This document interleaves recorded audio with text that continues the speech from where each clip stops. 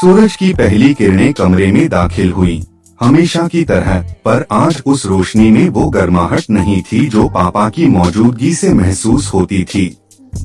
बिस्तर खाली था और उस खालीपन ने एक ऐसी खाई बना दी थी जिसे लफ्जों में बयां करना मुश्किल है।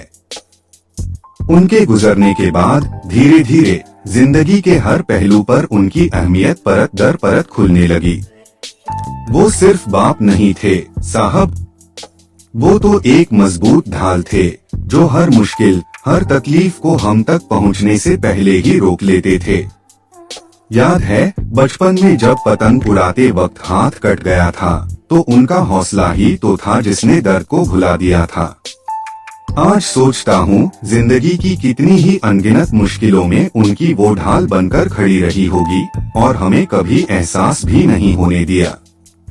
वो एक अभेद्य कवच थे जो हमें दुनिया की बुरी नजरों से, बुरे वक्त से बचाते थे।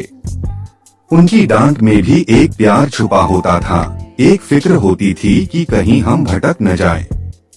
आज वो डांट सुनने को कान तरस गए हैं।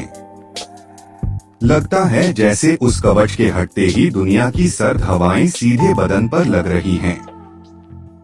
और छत, हाँ वो तो सचमुच हमारे सिर पर एक मजबूत छत थे। उनकी मौजूदगी में घर महफूज लगता था, एक अपनापन महसूस होता था। अब ये घर उतना ही है, ईंट और पत्थरों का ढांचा, पर वो सुकून कहा गया जो उनकी आवाज से, उनकी मुस्कान से मिलता था। लगता है जैसे छत उड़ गई हो और हम खुले आसमान के नीचे बेसहारा खड़े हों। रोटी, उनके हाथों का निवाला आज भी याद आता है। वो सिर्फ पेट भरने का जरिया नहीं था, वो प्यार था, वो आशीर्वाद था। सुबह उठकर उनके साथ नाश्ता करना, उनके हाथों से पहला कौर खाना, अब ये सब महज एक सपना बनकर रह गया है। अब थाली तो भर जाती है पर उस स्वाद की कमी हमेशा खलती है।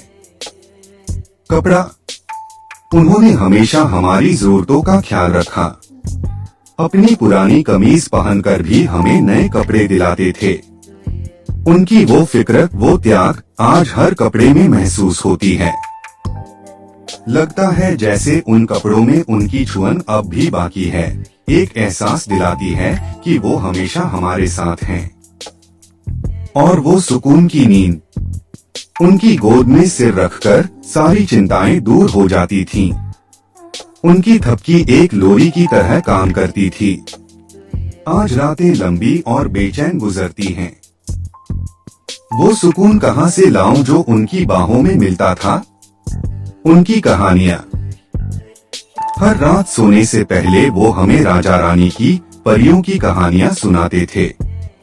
उन कहानियों में जिंदगी के सबक छिपे होते थे, हौसला होता था, उम्मीद होती थी। आज जब अकेले बिस्तर पर लेटता हूँ तो उन कहानियों की गूंज कानों में सुनाई देती है और आंखें नम हो जाती हैं। साहब, बाप सिर्फ एक रिश्ता नहीं, एक एहसास थे। उनके जाने के बाद पता चला कि वो हमारी जिंदगी का हर रंग थे, हर सांस थे। उनकी जगह कोई नहीं ले सकता। उनकी यादें हमेशा हमारे दिलों में रहेंगी, एक अनमोल धरोहर की तरह। और हर गुजरते दिन के साथ उनकी कमी और ज्यादा महसूस होती है।